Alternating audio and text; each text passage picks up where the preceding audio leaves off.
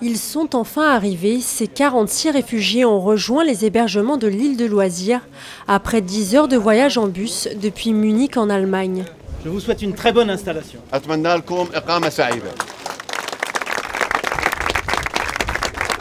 Ali, 31 ans, fait partie des réfugiés accueillis. Il est arrivé avec sa femme et ses 4 enfants, partis alors que son dernier fils n'avait que 25 jours.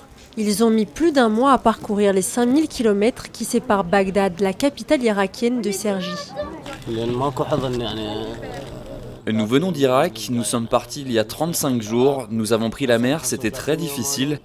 Et j'ai même été fait prisonnier par les autorités en Turquie. À Budapest aussi, on a eu du mal. Nous avons 4 enfants en bas âge. Nous avons même dû dormir dans la rue, tous les 6. Après ce long voyage, Ali et sa famille veulent construire leur vie en France. En Allemagne, j'avais l'impression que ça allait être très compliqué, surtout par rapport aux papiers. Quand on nous a proposé de partir en France, j'ai dit oui sans trop savoir à quoi m'attendre. Une chose est sûre, pour les enfants, c'est mieux en France. Ici, je vais enfin me reposer et respirer avec mes 4 enfants. Ce fonctionnaire irakien vient également d'arriver. Ali a fui son pays après l'explosion de sa maison. Ma femme et mes enfants ont été blessés, je ne pouvais plus rester en Irak. On est parti de Turquie en voiture, en passant par la Grèce, la Serbie et la Macédoine.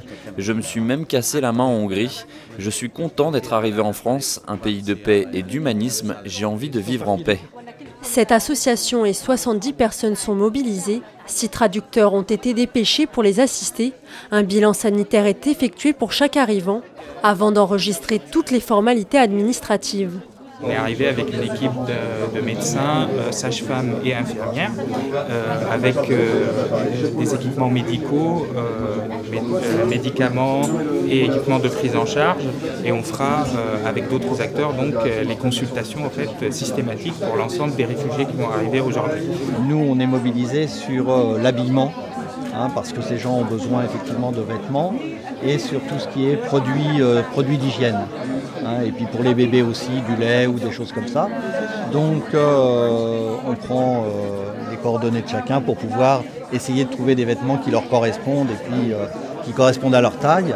Le rôle de l'éducation nationale, c'est d'accueillir les familles qui arrivent avec des enfants en âge de scolarisation, de nouer le dialogue avec elles, de savoir quel âge ont ces enfants, s'ils ont déjà été scolarisés et dans quel cadre nous on pourrait éventuellement leur proposer une scolarisation dans les plus brefs délais.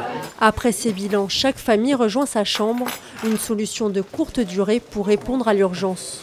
8 semaines, c'est le délai maximum que nous nous sommes donnés pour organiser l'accueil, les procédures, l'accompagnement et le départ vers un logement, une destination définitive. Mais si ça peut se faire plus vite, ça se fera plus vite. L'État et les associations encouragent les Valdoisiens à donner vêtements et produits d'hygiène. Un deuxième bus de réfugiés est attendu à l'île de Loisirs. Demain, 100 autres migrants devraient être accueillis dans l'ancienne maternité de l'hôpital de Montmorency.